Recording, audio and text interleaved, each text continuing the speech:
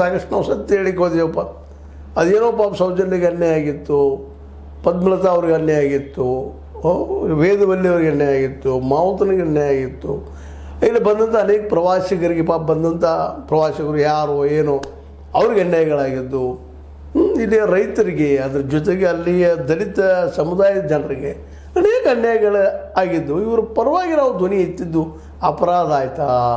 ಕೇವಲ ತಮ್ಮ ಧನಿಗಳನ್ನು, ತಮ್ಮ ಮೂಲ ಇಲ್ಲಿ ವ್ಯಕ್ತಿಯನ್ನು ಉಳಿಸಿಕೊಳ್ಳೋ ಸಲುವಾಗಿ ಇವತ್ತು ಸರ್ಕಾರಗಳು, ರಾಜಕೀಯ ಪಕ್ಷಗಳು ಕೆಲಸ ಮಾಡಿದವ.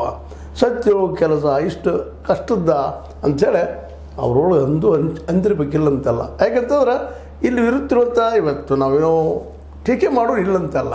ತಿಮ್ರೋಡಿಯವರಾಗಿರ್ಬೋದು, ಮಟ್ಟಣ್ಣವರಾಗಿರ್ಬೋದು, ಇನ್ನುಳಿದವರಾಗಿರ್ಬೋದು, ತಮ್ಮನ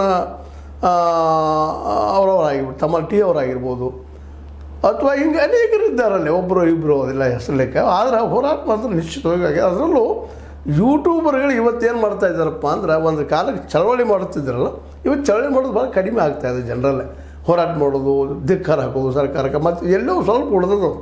ಆದರೆ ಮೊದಲಿನ ಒಂದು ಫೋರ್ಸ್ ಆಗಿ ಇವತ್ತಿಲ್ಲ. ಯಾಕಂತಂದ್ರೆ ಈಗಿನ ಸರ್ಕಾರಗಳು ನೀವು ನೋಡಿದಿರಿ, ರೈತ ಚಳವಳಿ 1 ವರ್ಷ ನಿರಂತರ ನಡೀತು. ಕಡೆಗೆ ರಿಸಲ್ಟ್ ಏನಾಯ್ತದು?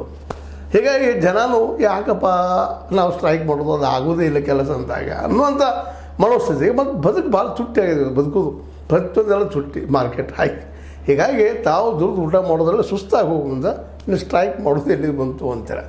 ಹೀಗಾಗಿ ಇವತ್ತು ಏನಿದ್ರು ಯೂಟ್ಯೂಬರ್ಗಳು, ಅದು ಯೂಟ್ಯೂಬರ್ ಶ್ರೀಮಂತರಲ್ಲ ಇವ್ರು ಯಾರು, ಇವರೆಲ್ಲರೂ ಕಾರ್ಪೊರೇಟ್ರಲ್ಲ. ಕಾರ್ಪೊರೇಟ್ ಕೊಟ್ಟಂತಹ ದುಡ್ಡಿನಲ್ಲೇ ಒಂದು ಸಂಸ್ಥೆನ ಕಟ್ಕೊಂಡು, ಆ ಸಂಸ್ಥೆಯಿಂದ ಸಾಕಷ್ಟು ಊಟ ಮಾಡಿಕೊಂಡು ಸರ್ಕಾರ ಪರನೋ ಯಾರ್ದೋ ಪರನೋ ದುಡ್ಡು ಕೊಡೋರ ಪರನೋ ಮಾತಾಡುವಂಥ ಇವತ್ತು ಮೀಡಿಯಾ ಆಗಿಬಿಟ್ಟದು.